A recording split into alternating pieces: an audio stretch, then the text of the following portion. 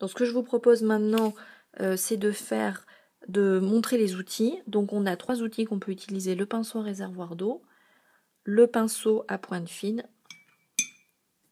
et le pinceau à tête plate, je vais y arriver. Et donc on va voir les différents résultats qu'on peut obtenir suivant comment on utilise les pinceaux. Là on va pas particulièrement jouer avec l'eau, on va prendre le spray tel que, c'est surtout pour montrer les différents motifs qu'on va obtenir avec ces pinceaux là.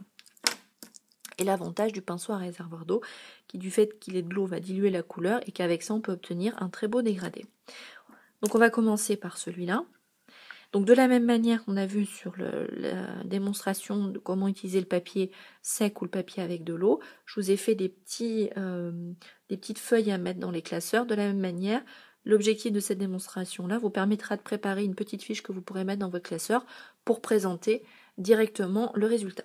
Donc on commence avec ce pinceau-là, qu'on imbibe bien. Alors l'avantage du spray par rapport aux autres couleurs, c'est qu'effectivement vous allez avoir un effet un peu pailleté si vous avez bien mélangé votre spray avant de le mettre dans vos alvéoles, un effet un petit peu brillant que vous n'aurez pas ni avec la Memento ni avec l'aquarelle. Donc voilà, on continue.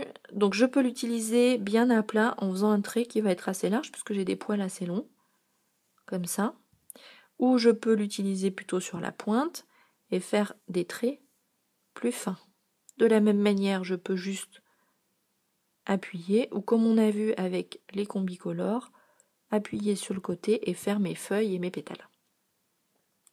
Le fait que je puisse passer d'un effet fin à un effet épais, eh ben on peut en jouer.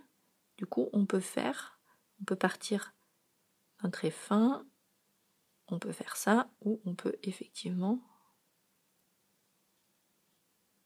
voilà, hop, varier notre trait en fonction des effets que vous voulez obtenir.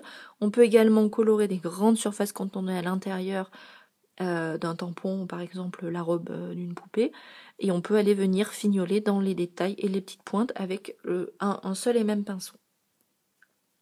Par contre, si je descends comme ça, j'ai pas de différence entre le haut et le bas. Maintenant, je vais vous montrer le pinceau plat. Donc lui, l'intérêt effectivement, c'est de faire des grandes surfaces.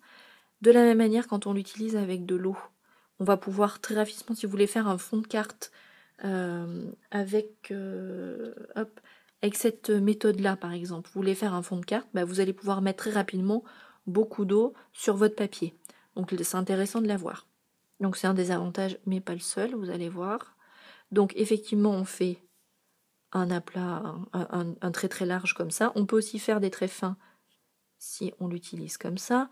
Au lieu d'avoir des petits points, vous vous doutez, on va avoir ceci, et au lieu d'avoir des ovales, on va plutôt avoir, en fonction de l'encre, enfin jusqu'où on a trempé le pinceau dans l'encre, on peut faire directement des petits rectangles ou carrés qui peuvent apporter une touche de fond graphique sur votre motif, qui peut être sympa. Mais l'intérêt principal de ce pinceau-là va être surtout qu'on peut lui mettre 2 couleurs. On peut faire 2 couleurs à la fois. Donc je rince mon pinceau pour qu'il soit bien nettoyé. Je trempe un côté, je vais tremper un côté la pointe d'une couleur et l'autre pointe dans une autre couleur. Donc par exemple, je trempe un côté dans le vert et je trempe l'autre dans le jaune, et vous allez voir tout de suite, effectivement, hop, on fait un trait avec 2 couleurs mélangées. Ça veut dire, quand vous avez ça, vous allez pouvoir jouer aussi sur ça, par exemple. Donc, on peut imaginer de faire facilement une fleur avec des pétales en dégradé, comme ceci. Puis il y a pas mal de choses, vous trouverez des idées sur internet là-dessus, mais déjà, ne serait-ce que de faire pareil, vous pouvez faire un fond comme ça avec plusieurs traits en dégradé sur votre carte, ça donne un effet vraiment sympa. Donc ça, c'est vraiment l'intérêt du pinceau plat. Et après, on a le pinceau à réservoir d'eau, où de la même manière que l'autre pinceau, on va pouvoir venir faire un trait large, mais en général on va être un petit peu moins large qu'avec l'autre pinceau. Et comme les poils sont un peu moins souples que l'autre pinceau, on va faire des traits fins, beaucoup plus fins. Et donc des petits points, on peut arriver à faire des petits points beaucoup plus fins. Mais de la même manière, on va réussir à faire nos pétales avec les combicolores qui sont un petit peu plus petits que les autres, puisque ma mine, ma pointe est moins épaisse. Hop, on va réussir à faire ça. Et ce que je vous disais, alors de la même manière, on pourra faire un trait fin, un trait épais. Je pars sur un trait fin.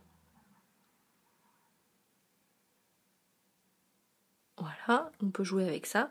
Et surtout, ce que je vous disais, l'intérêt, ça va être le dégradé. Je vais retourner la petite fiche, je vais le faire derrière.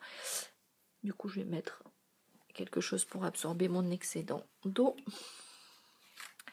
Et vous allez voir tout de suite que je peux aussi bien le prendre d'un côté que de l'autre. J'ai le même grain et j'ai la même capacité d'absorption, etc. J'ai pas de sens dans le papier. Je peux le prendre à l'endroit ou à l'envers.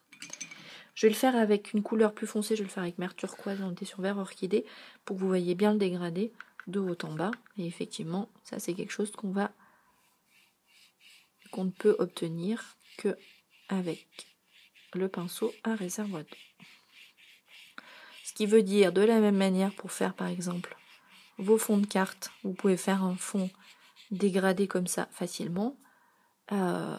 Ou même vous voulez remplir un tampon, la robe d'une poupée, etc. Vous pouvez, en appuyant, vous allez accélérer un petit peu la sortie de l'eau, ça va tout de suite plus diluer. Jouer déjà sur le contraste entre le un peu plus foncé et le un peu plus clair pour donner une espèce d'effet de volume, sans être obligé de repasser dessus au pinceau. Moi, ça c'est l'avantage du pinceau à réservoir d'eau. Donc là, vous avez vu comment on peut utiliser le papier aquarelle avec nos 3 pinceaux qui sont disponibles au catalogue. Je ne vous ai pas montré le pinceau pochoir, on le verra dans des techniques spécifiques, mais globalement, c'est pas un usage très pratique. Ce sera pour obtenir des effets spéciaux, mais là, ça n'avait pas d'intérêt de le présenter.